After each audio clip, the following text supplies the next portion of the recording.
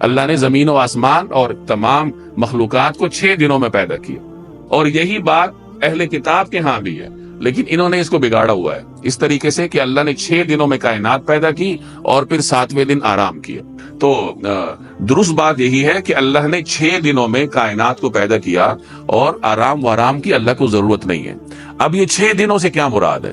کیا اس سے 6 مراحل مراد ہیں کہ اللہ نے 6 مرحلوں میں کائنات کو پیدا کیا، یا پھر اس سے وہ وقت مراد ہے جس پہ ہم دن کا اطلاق کرتے ہیں؟ کیونکہ کائنات سے پہلے تو دن تھا ہی نہیں، دن تو سورج کے تخلیق کے بعد وجود میں آیا۔ تو ممکن ہے کہ اللہ نے اتنے وقفے سے کائنات کو پیدا کیا ہو جس وقفے پر ہم دن کا اطلاق کرتے ہیں۔ بہرحال یہ آیت قرآن کریم کی ان آیات میں سے ہے جسے ہم متشابہات کہتے ہیں، جس کی حقیقت تک انسان نہیں پہنچ سکتا۔ البتہ اس کی حکمت یہ بتائی جاتی ہے کہ اللہ نے اس کائنات کو تدریج کے ساتھ پیدا کیا، وقفے کے ساتھ پیدا کیا۔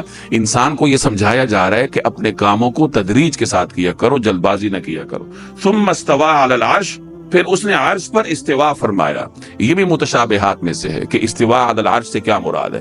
بس ہمارا اس پر ایمان ہے کہ اللہ تبارک و تعالی عرش پر مستوی ہے، کما یلیق بشانہ، جیسے اس کی شان کے لائق۔ الرحمن، وہ رحمان ہے، فاسأل بہ خبیرا، اس لیے اس کی شان کسی